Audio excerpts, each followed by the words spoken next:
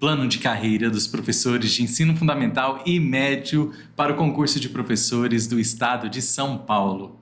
Meu nome é Roberto Desan e esse é o canal Pedagogia Fundamental. Gente, é uma lei super nova aí de 2022 e que ela é pedida no seu concurso. Então, novidade, coisa fresquinha aqui no canal, tá? E aqui nesse canal você se prepara aí para o concurso público de professores do estado de São Paulo. Qualquer dúvida, deixa aqui no comentário. Vamos começar? Pessoal, essa semana a gente tem uma convidada especial, né? A gente tem uma parceria especial aí com a Jéssica Pereira. Como que funciona? Ó, do dia 10 até o dia 14, eu vou fazer as videoaulas sobre o conteúdo, principalmente das publicações institucionais, tá? E assim que eu termino de fazer o conteúdo, tem uma videoaula lá no canal da Jéssica Pereira, que ela vai fazer o simulado sobre esse conteúdo que eu acabei de fazer. Ok? Bem bacana, né? Então, vai lá, assim que terminar essa aula, vai lá no canal da Jéssica Pereira. Vou deixar o link dela na descrição e também no final do vídeo.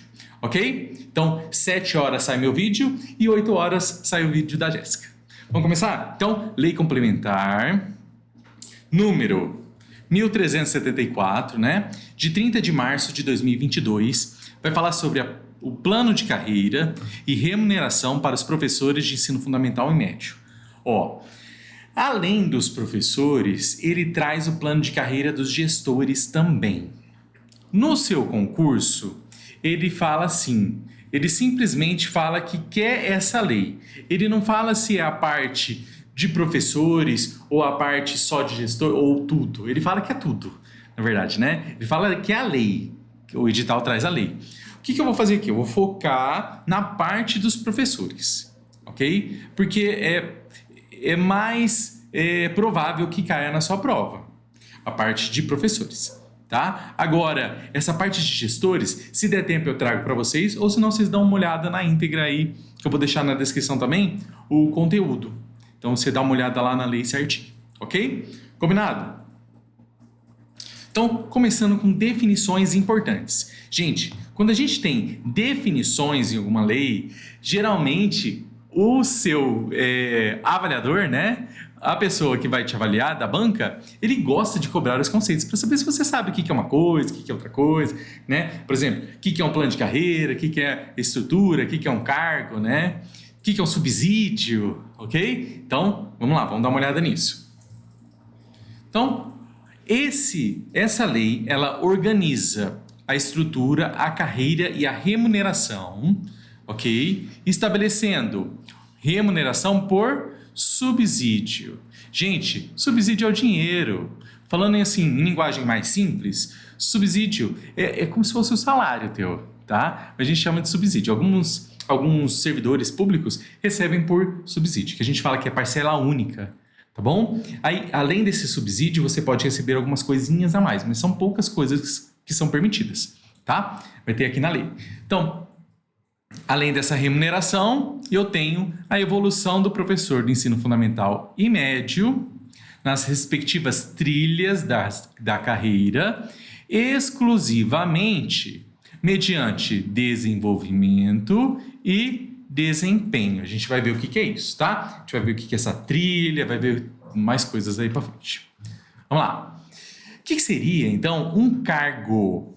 Cargo de professor de ensino fundamental e médio. É uma definição. Gente, cargo é o conjunto de atribuições. Então, lembre dessa palavrinha. Cargo tem relação com atribuições. Conjunto de atribuições e responsabilidades conferidas ao docente. Isso é o cargo. Agora, classe de professor de ensino fundamental e médio. A classe é o conjunto de cargos. Vários cargos juntos formam uma classe. Então, conjunto de cargos de professor de ensino fundamental e médio. Ok? Ih, saiu duplicado. Desculpa aí. Vamos lá. Carreira, gente, de professor de ensino fundamental e médio é estrutura composta por cargos de provimento efetivo de professor de ensino fundamental e médio e respectivas referências, ok? Então, o que seria uma referência? Então, ó, carreira é o cargo mais a referência. O que é a referência? Referência é um símbolo. Símbolo indicativo do subsídio do cargo de professor de ensino fundamental e médio. Pessoal, esse negócio de referência vai ficar muito mais claro a hora que eu mostrar para vocês a tabelinha aqui, tá? Então, não sei se vocês já viram antes. Quem está acostumado com concurso público geralmente já vê isso, né? Tem uma tabela de vencimentos, que na verdade aqui no estado de São Paulo, para professor, né? A gente chama de subsídios. Então, lá na tabelinha vai ter um númerozinho, uma letra e um número, na verdade, para vocês. Então, essa letra e o número é chamada de referência. Então, todo mundo entra na L1. Aí depois você vai para L2, depois L3, entendeu? Aí da L1 você pode mudar para M2, tá? Então, a gente vai dar uma olhada nisso. Então, referência é isso. É o númerozinho lá que vai indicar o subsídio seu, que vai indicar o seu salário, tá? Mas, ó, é importante que a gente não chama de salário, a gente chama de subsídio. Estou falando salário só para vocês compreenderem, hein? Tá? É subsídio, subsídio, subsídio. Então, ó, evolução. Evolução é uma forma de avanço nas referências da carreira mediante aferição do desempenho e do desenvolvimento, ok? Aí, o que seria evolução? É passar de uma letrinha para outra. Evoluir, ok? Você vai ganhando mais. Funções de especialista em educação e gestão educacional. Lembra que eu falei que ele não fala só de docente, só de professor? Ele fala sobre essa gestão educacional e o especialista em educação, ok? Gente, se vocês estiverem escutando um barulhinho aí no fundo, é porque meu vizinho está numa reforma e eu preciso gravar o vídeo, tá bom? Então desculpa, tá? Às vezes vai ter um barulhinho aí de fundo. Vamos lá. Então, funções de especialista em educação e gestão educacional. Conjunto de atribuições e responsabilidades conferidas ao docente no exercício de funções de gestão, coordenação, orientação e assessoramento nas diretorias de ensino e nas unidades escolares. Então, tanto faz se vai ser nas diretorias, né, ou nas unidades. Então, essas funções relacionadas à gestão, ok? Quais são essas funções de especialistas em educação e de gestão educacional? A gente tem 4, ok? Então, coordenador de equipe curricular, professor especialista em currículo, coordenador de gestão pedagógica e coordenador de organização escolar. Joia? E agora, subsídio. Subsídio a gente lembra do dinheiro. Subsídio, ó, o S do dinheiro, subsídio. Subsídio, ok? Lembra do dinheirinho? Ó, contraprestação pecuniária, pecuniária é dinheiro, fixada em lei, paga mensalmente pelo efetivo exercício do cargo de professor de ensino fundamental e médio, tá bom? Então, o que a gente lembra disso? A gente lembra de salário, ó, o salário entre aspas, hein? É compatível com o regime de subsídio o recebimento. Então, a gente vai dar uma olhada aqui no que pode vir junto com o subsídio. Porque, por definição, subsídio é uma parcela única. Então, um dinheirinho que vem de parcela única, ok? Mas eu posso adicionar algumas coisas nessa parcela, sim. Então, não é tão única, né? O que seria? Indenizações, né? As suas férias, pode vir junto, ok? Vamos lá, vamos ver o que tem, ó. De acordo com a lei, das vantagens asseguradas aos servidores ocupantes do cargo público, de acordo com o artigo 39, parágrafo 3º da Constituição Federal. Então, não cai para vocês, não se preocupem com isso, tá? Não cai a Constituição, então fica sossegado. Agora, ó, vantagens pecuniárias, dinheiro, relativas à carga suplementar de trabalho. Então, se você pegar uma carga suplementar, o que é isso? É uma quantidade de horas além daquela carga que você foi contratado lá no começo, no edital. Ok? Então, a gente chama de carga suplementar, ó, vai suplementar o seu horário. Tá bom? Além disso, você tem adicional de complexidade de gestão, o ACG, gratificação de dedicação exclusiva, GDE, a bonificação por resultado, BR, o adicional de local de serviço, o adicional de periculosidade e a gratificação por trabalho noturno, GTN. Abono de permanência também. Então, essas são as vantagens pecuniárias, o dinheiro, né? Agora, a gente tem as verbas de caráter indenizatório, ok? Foi porque você precisou fazer alguma coisa para o Estado e ele está te indenizando, ele está te devolvendo o dinheiro.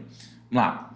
Adicional de transporte, ajuda de custo e diárias, ok? Geralmente isso daqui, pessoal, é para quando você tem que viajar por causa da escola ou do sistema de ensino, tá? Poucas vezes acontece, assim, para professores, ok? Vamos lá. Depois a gente tem que aprender o que é uma trilha. Ele vai falar de trilha, a gente tem 3 trilhas, ok? Então, trilha é a trajetória, ó, tem relação, né? Trajetória de exercício profissional, percorrida pelo professor de ensino fundamental e médio, conforme as competências e habilidades necessárias para o exercício do cargo ou das funções, ok? Então, trilha tem relação com a sua evolução, tá? Então, é a trajetória do exercício profissional. Então, são 3 trilhas. Eu tenho a trilha de regência. Gente, quem lembra o que é regência? Pelo menos quando eu fiz estágio, né? Quando eu estava na faculdade, quando eu estava no ensino médio, eu fiz o Cefam, né? Quem é do Cefam aí da época? A gente tinha que fazer uma regência. Regência era dar aula, né? Eu tinha que ter, dentro do meu estágio, tinha que ter horas que eu estava dando aula ali, com a ajuda do professor, né? Mas era eu que ia dar aula, ok? Então, regência tem relação com aula. Então, essa trilha de regência é a trilha onde o professor tem contato direto com o aluno. A gente vai ver a definição dela certinho, ok? Além dessa trilha de regência, essa lei ela não traz também o especialista educacional e o de gestão educacional? Então, eu vou ter trilha de especialista educacional e trilha de gestão educacional, tá? Mas essas 2 trilhas. Então, são 3 trilhas no total.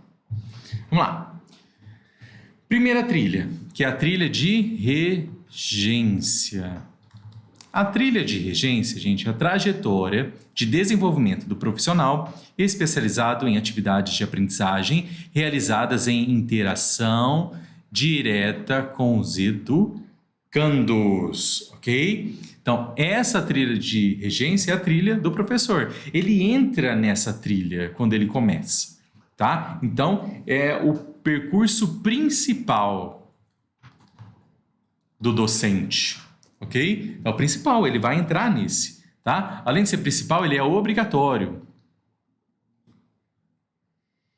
ok? Principal e obrigatório. Vamos lá. Próxima é a trilha de especialista educacional. Especialista educacional. Trajetória de desenvolvimento do profissional como especialista nas áreas de currículo, planejamento, avaliação, tecnologia e demais áreas correlatas, tá? Tem mais a ver com a área educacional aí, né? Lembra muito da pedagogia, tá bom? E a última trilha é a trilha de gestão educacional. Gente, esse material vai estar na descrição.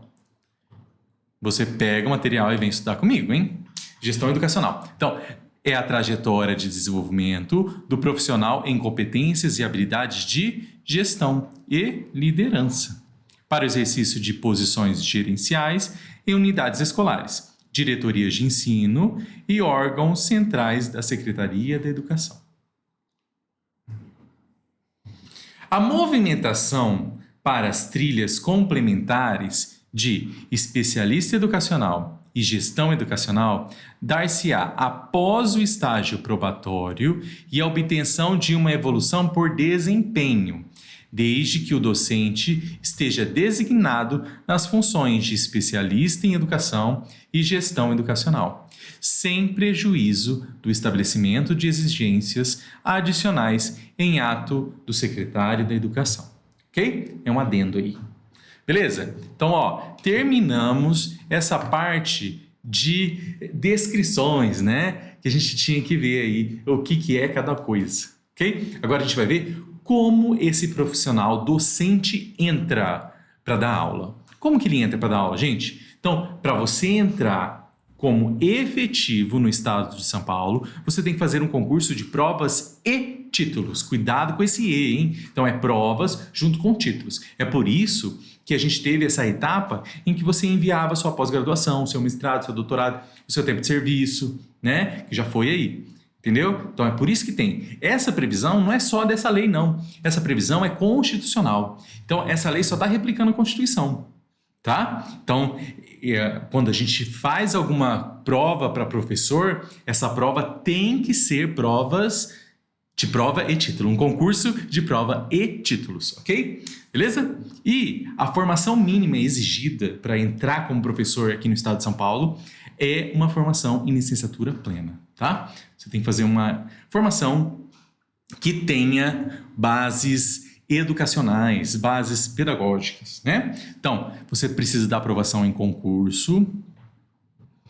Não é qualquer tipo de concurso, tem que ser de provas e títulos.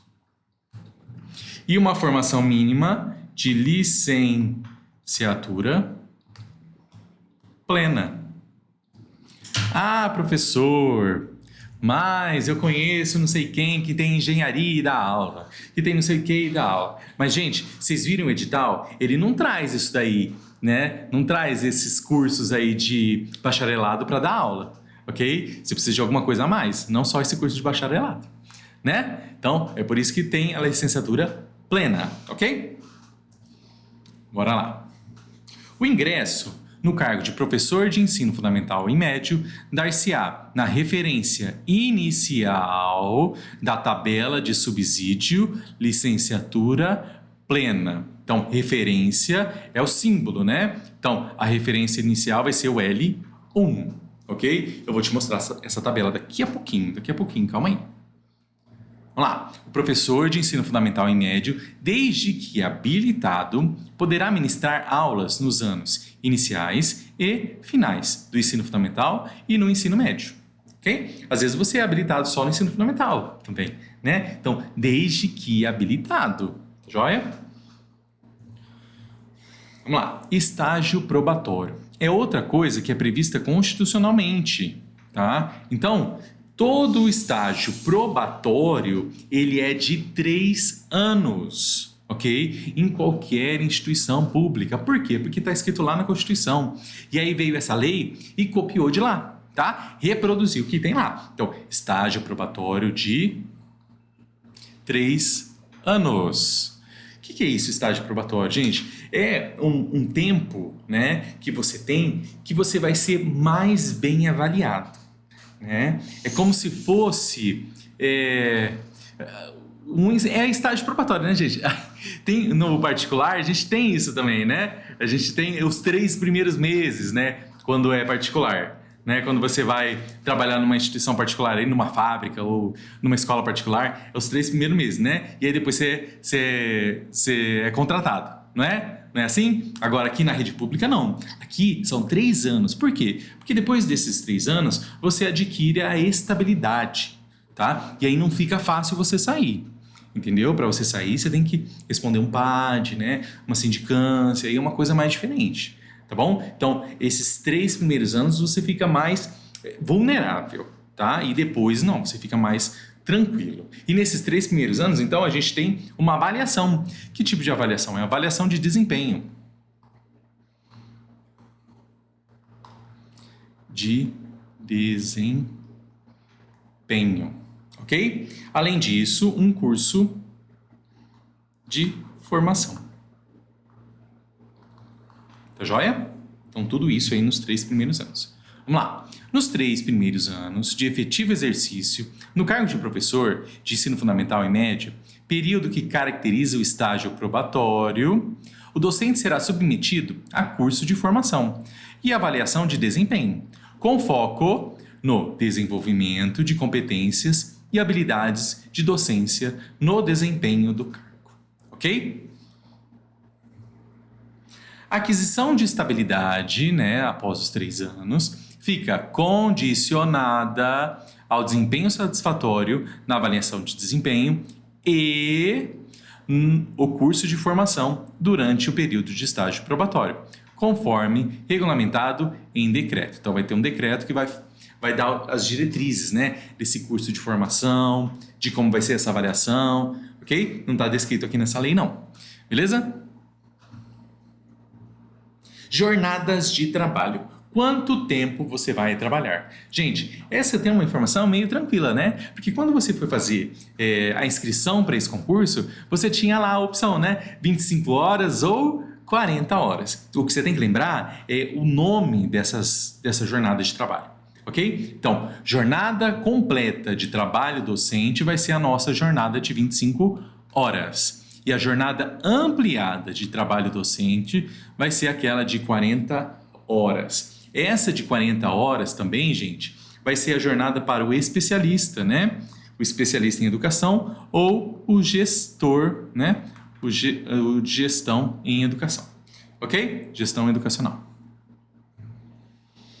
Composição da jornada dentro da nossa trilha de regência. Lembra? É a trilha em que a pessoa fica com contato direto com o estudante. Pessoal, dar aula não é uma intervenção divina, né, que chega na gente e a gente começa a dar aula. A gente tem que ter um tempo para preparar essa aula, né, para ver o que a gente vai fazer com os alunos, para fazer avaliação, para corrigir atividade, entendeu? Então, assim, o tempo que você é contratado não vai ser todo ele gasto junto com os alunos. Não vai ser isso. Tá? Uma parte vai ser junto com os alunos e uma parte vai ser para esse planejamento, formação e etc.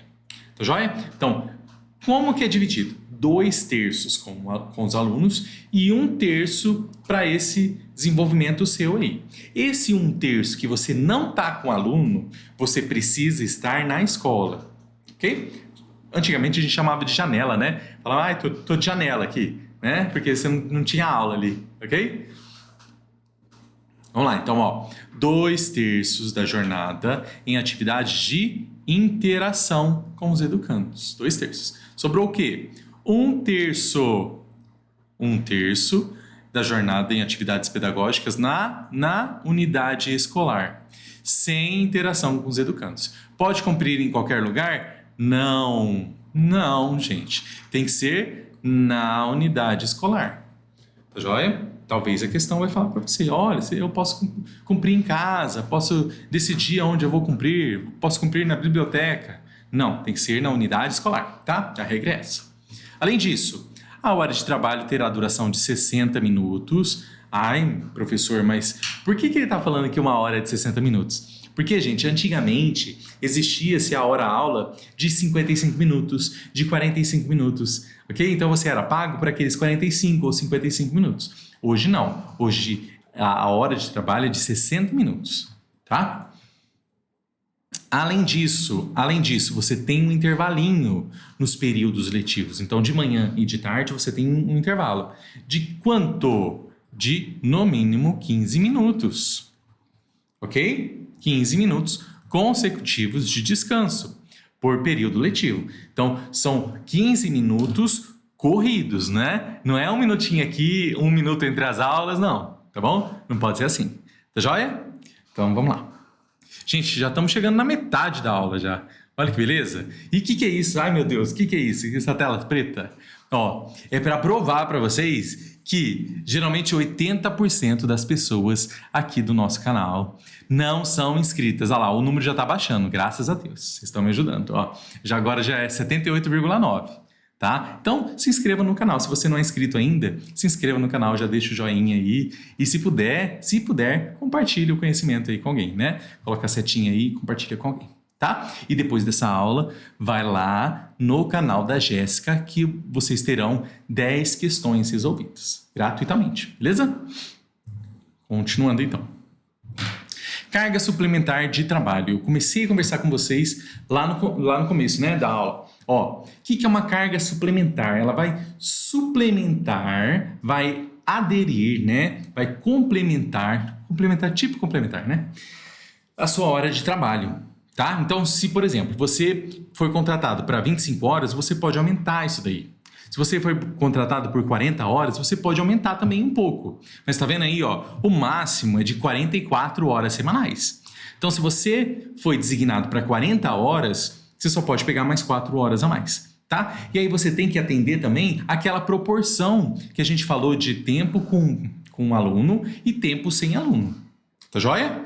Então, ó, carga suplementar. São horas além da jornada a que estiver sujeito.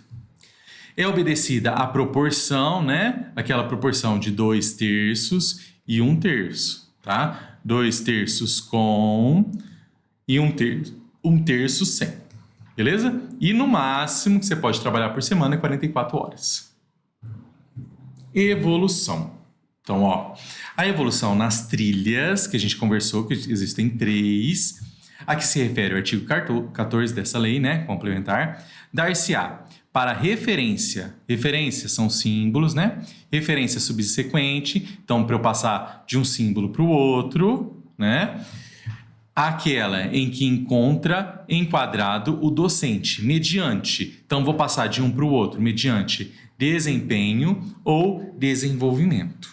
Tá joia? Então, eu passo de uma referência para a subsequente, para a próxima referência, de acordo com desempenho e desenvolvimento. São 2 tipos de avaliações, tá? Então, olha lá. Então, primeiro, desempenho.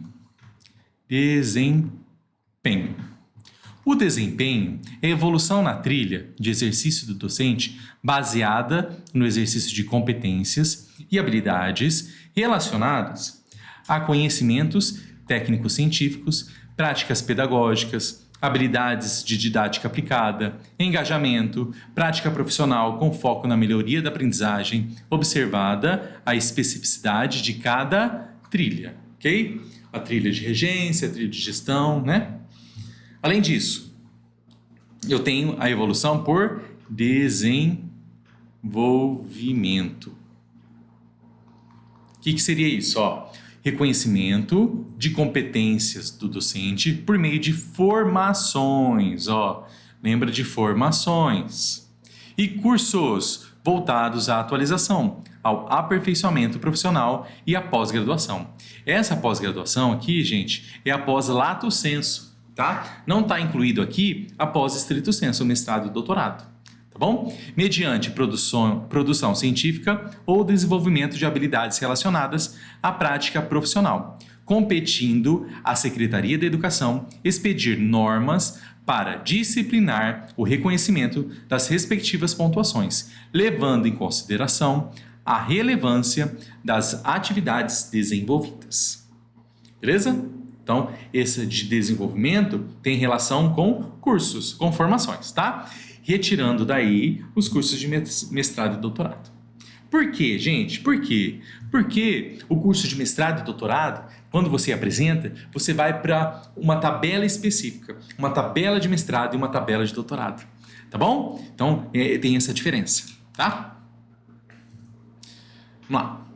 A evolução considerará as habilidades e conhecimentos do professor de ensino fundamental e médio, adequadas para cada trilha, na seguinte conformidade. Então, quais são as trilhas? Regência, especialista educacional e gestão educacional. Então, o que seria de regência, gente? Regência.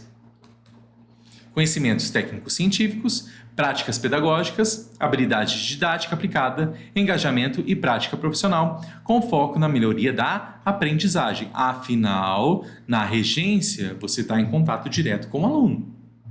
Agora, na de especialista educacional.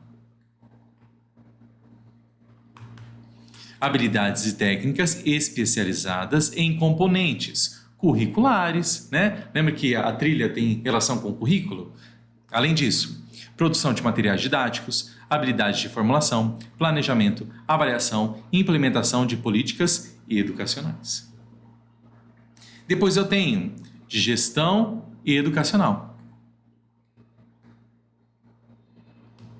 O que seria isso? Conhecimentos de ferramentas gerenciais, gestão de processos, gestão de pessoas e liderança, monitoramento de indicadores e resultados organizacionais, formulação e implementação de políticas educacionais, resolução de problemas e desafios de gestão educacional. Beleza? Os processos de evolução por desempenho na carreira atenderão ao que segue.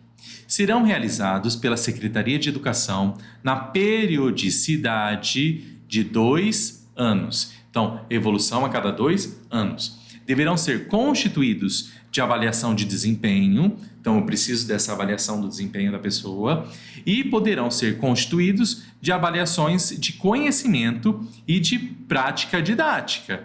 Olha lá, então pode ter uma avaliação aí, sem prejuízo dos demais instrumentos definidos em regulamento, tá? Então provavelmente vai ser regulamentado isso daí depois. Exigirão o atendimento, no mínimo, de grau satisfatório por parte dos participantes e deverão observar os princípios da impessoalidade e da publicidade da administração pública. Então, o que seria isso, gente? Não posso fazer evolução de uma pessoa só porque eu gosto dela, né? Tem que ser impessoal. E tudo que eu fizer eu tenho que publicar, dar publicidade, ok?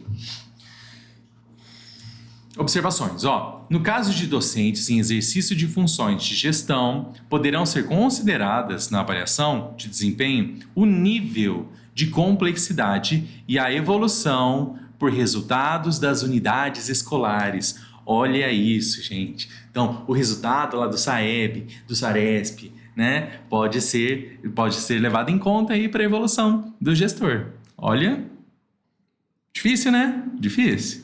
Vamos lá. Após o cumprimento do estágio probatório e da obtenção Então aqui a gente vai falar do título de mestre e doutor, né? Que eu já falei para vocês que tem uma tabela de subsídio distinta, diferente, uma tabela de subsídio própria, né? Então, após o cumprimento do estágio probatório e obtenção de pelo menos uma evolução por desempenho, o ocupante do cargo de professor de ensino fundamental e médio que apresentar titulação de mestre ou doutor e que tenha desenvolvido pesquisa aplicada em educação básica ou gestão educacional. Então, a pesquisa tem que ser nessas duas áreas, né? Ou educação básica ou gestão educacional, tá? Em redes públicas de ensino, seguirá a tabela de subsídio distinta. Cada docente poderá apresentar apenas um título de mestrado acadêmico ou profissional e um de doutorado acadêmico ou profissional. Nunca vi doutorado profissional, mas tudo bem, tá? Mestrado tem bastante profissional. Aí, gente, ele traz um textão cheio de letras, cheio de negócios. A primeira vez que eu vi, falei assim, meu Deus, o que é isso? Mas é mais simples do que parece, tá bom? Então, olha aqui o que está dizendo, que as carreiras, que a evolução nas carreiras de diretor e supervisor educacional... Tá, então por meio de desempenho, L1 para L2, primeiro de L1 para L2, né? E sequencialmente para as referências M2 ou D2, mediante cumprimento no caput. Referências: se você está no L3, M3, D3, você vai para o L4 ou M4 ou D4, tá? Então olha aqui como é que fica a tabela. Então vamos dar uma olhada, Essa daqui é a tabela de subsídio, tá vendo? Isso daqui que é a referência, que é o símbolo. Dá pra ver aí? A tabela tá cortada mesmo. Vai até a referência 15, beleza? Então, são 15 referências aí para você evoluir. Então, para você pular de uma referência para outra, você vai evoluir, né? E no primeiro pulo aqui, demora 3 anos. Os outros são de 2 anos. Então, você tem mais ou menos 15 referências, né? 15 pulinhos, vai demorar mais ou menos 30 anos para você chegar no final, tá? No final ali tá dando mais de 13 mil reais, beleza? É um dinheiro bom, né? Bom, mas demora 30 anos para chegar lá? Tudo bem. Mas, se você tiver mestrado, daqui você vai pular para cá, Essa é a tabelinha de mestrado, mestrado. Tá vendo? E essa tabela de doutorado. Entendeu? Então, olha os valores aqui. Ele é um pouco maior, ó. De 5.500 é 5.775.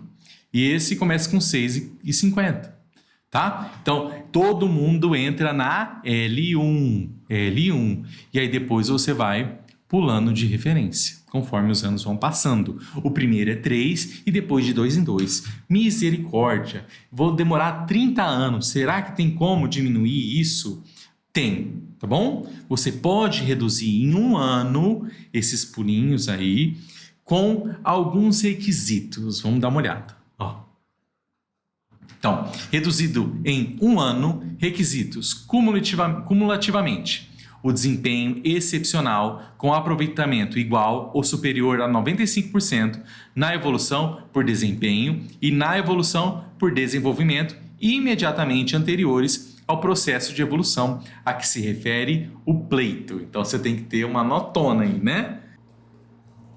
Além disso, você tem que ter uma frequência positiva de 100%, sem incidência de qualquer atraso ou ausência, com exceção daqueles que se verificarem em virtude de férias, licença gestante, licença paternidade, licença por adoção e serviços obrigatórios por lei, né? Você ser convocado pela justiça, alguma coisa assim, durante os últimos 2 anos. Então, gente, durante 2 anos, para você reduzir o tempo, você não pode sair da linha. Você tem que chegar todo dia certinho no horário. Não pode se atrasar, não pode faltar. Beleza? É isso. É bom, mas você tem que seguir a linha, né? Vamos lá. Observação. Essa redução de interstício não é para todo mundo, tá bom? Não é para todo mundo, tá? Ela vai ficar restrita a no máximo 10% dos cargos providos de professores de ensino fundamental e médio. Como vai ser feita essa seleção? Não sei, tá? Não sei.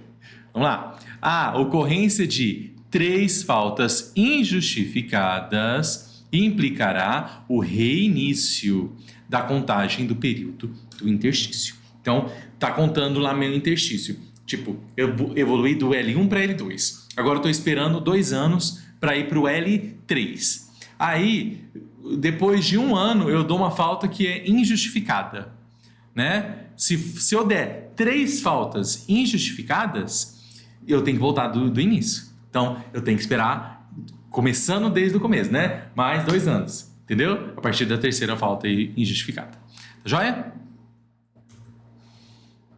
Suspende o prazo. Agora, eu não estou falando que reinicia, ok? Ele suspende, ele dá uma pausa, tá bom? Suspender no direito é pausar, parar ali, aí eu vou ficar um tempo parado e depois eu vou continuar a contar, tá bom?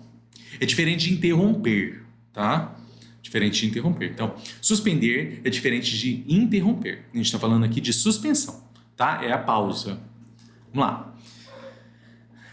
Eu tenho essa pausa. Quando for afastado para prestar serviço junto a órgão ou entidade descentralizada da União, de outro estado ou de município, salvo, então, exceto, na hipótese de exercer atividades docentes ou de suporte pedagógico em municípios, então, só municípios, que celebrem convênio com o Estado de São Paulo, para execução de programa de municipalização do ensino.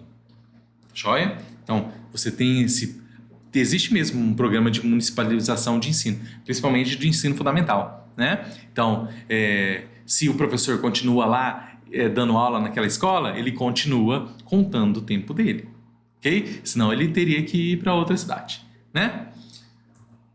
Suspende também o afastamento para prestar serviço junto a outros órgãos estaduais do Poder Executivo, junto a entidades descentralizadas, estaduais e a outros poderes do Estado. 3.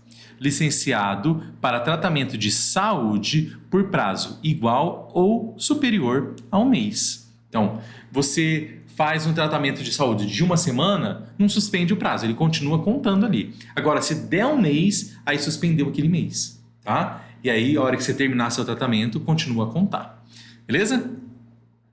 Afastamento com prejuízo do subsídio para frequentar cursos de pós-graduação, aperfeiçoamento, especialização ou atualização no país ou no exterior. Para fazer uma formação, tá? Agora, faltas. Gente, faltas eu posso ter até 24 faltas por ano, tá? Não excedendo 2 faltas por mês. Joia? Então, você tem que justificar essa falta no próximo momento que você chega na unidade. Então, tem um dia que você faltou, no próximo você pode justificar, tá? Se você não justificar, vai ser como falta injustificada. Você falta como injustificado, ok? Vamos lá. Ainda que justificada a falta, o integrante do quadro de magistério da Secretaria da Educação perderá a totalidade da remuneração correspondente ao dia de trabalho. Aquele dia vai perder. Mas as ausências não são computadas para efeito de configuração de ilícito de inassiduidade. Ok? Porque se você faltar muito sem justificar, você pode responder processo administrativo, né? Você pode responder criminalmente, tá? Não é assim não, não é tão oba-oba não, tá bom? Então, falta. Se você faltou, mesmo que justificou, você perde aquele dia, tá? Ai, professor, não posso nem ir no médico. A gente vai conversar sobre isso, tá bom? Já vamos falar sobre faltas para ir ao médico. Então, assim, eu nem sei no que... Se você souber, coloca aqui na descrição para mim. Eu não sei o que seria uma falta justificável, tá? Porque assim, para ir ao médico é outro tipo de falta que a gente vai dar uma olhada agora. Então, eu não sei o que seria uma justificativa para uma falta. Eu não sei qual é a interpretação disso, tá? Mas não cai essa interpretação, tá? É só curiosidade minha aí. Se alguém souber, coloca aqui nos comentários, tá bom? Vamos lá. Então, olha aqui, o que eu coloquei aqui, ó? Falta, aí tem sábado e domingo e uma falta depois. Eu vou fazer essas 2 faltas. Gente, se eu fizer esse tipo de coisa, se eu tiver um intervalo no meio com sábado, domingo ou feriados, vai contar como falta também. Então aqui, ó, cada falta ele vai retirar de mim 1/30 do meu subsídio, né? Da minha remuneração. Então aqui ele vai tirar aqui aqui e aqui 1. Entendeu? Então, ó, se entre as 2 faltas eu tiver um feriado ou um sábado e domingo, aquilo lá vai contar como falta também, hein? Cuidado com isso, tá? Justificado ou não, hein? Ó, no caso de faltas sucessivas, justificadas ou injustificadas, os dias intercalados, os sábados, domingos, feriados e aqueles em que não haja expediente ou não estejam incluídos no calendário letivo serão computados para o efeito de desconto na remuneração. Cuidado com isso, tá? Tem que ser os dias intercalados. Não é faltar o sábado, porque tinha um dizer antigamente que a gente não podia faltar na sexta-feira, né? Porque ia descontar o sábado e domingo.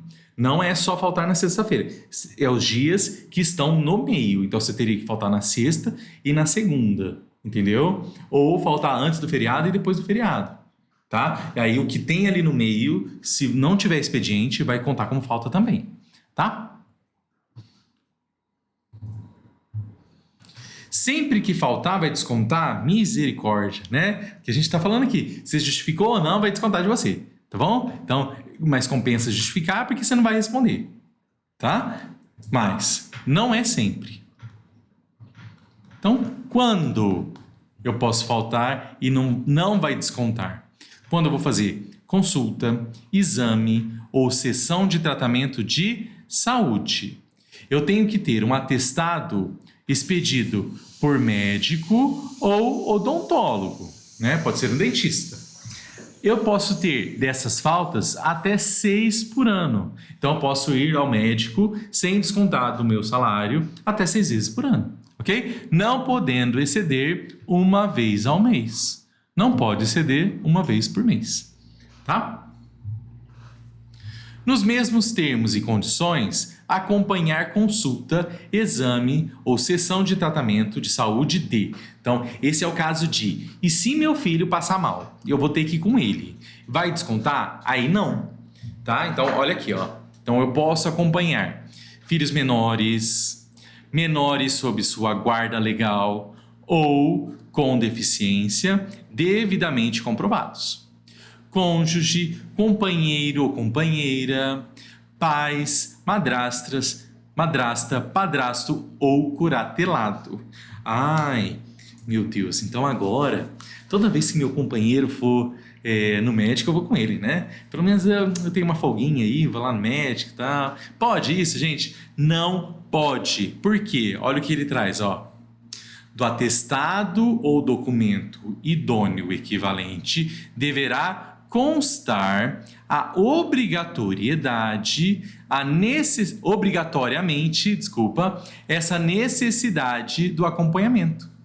Então, no atestado lá do seu companheiro, tem que estar constando que ele precisava de um acompanhante naquela consulta. Tá? Então, toma cuidado. Beleza? Já estamos chegando no final, ó. Chegando no finalzinho. Nem doeu. Ó, aos servidores sujeitos à jornada de 40 horas, para esse tem algumas outras coisas, ó. 40 horas semanais, né? O servidor que entrar após o início do expediente, retirar-se antes do seu término ou dele ausentar-se temporariamente pelos motivos previstos no caput, que é o motivo de médico, né? Motivo de saúde, né? Não sofrerá desconto de sua remuneração, desde que a ausência esteja dentro de limite de 2 horas diárias e uma vez ao mês, até o limite de 3 vezes ao ano de forma intercalada. Tá? Gente, não se esqueça aí de se inscrever no canal, já ativa o sininho que a gente vai ter muita novidade essa semana, ok? Muito obrigado. Dê uma passadinha lá no canal da Jéssica agora para fazer questões aqui e eu volto amanhã. Volto amanhã para a gente discutir mais alguma publicação institucional aí para vocês, tá? Se tiver algum assunto que você queira saber, procure lá no YouTube, Pedagogia Fundamental e mais o assunto. Se não tiver, vem aqui e reclame comigo, tá? Reclame que eu vou tentar fazer. Tá joia? Muito obrigado e até a próxima. Tchau, tchau.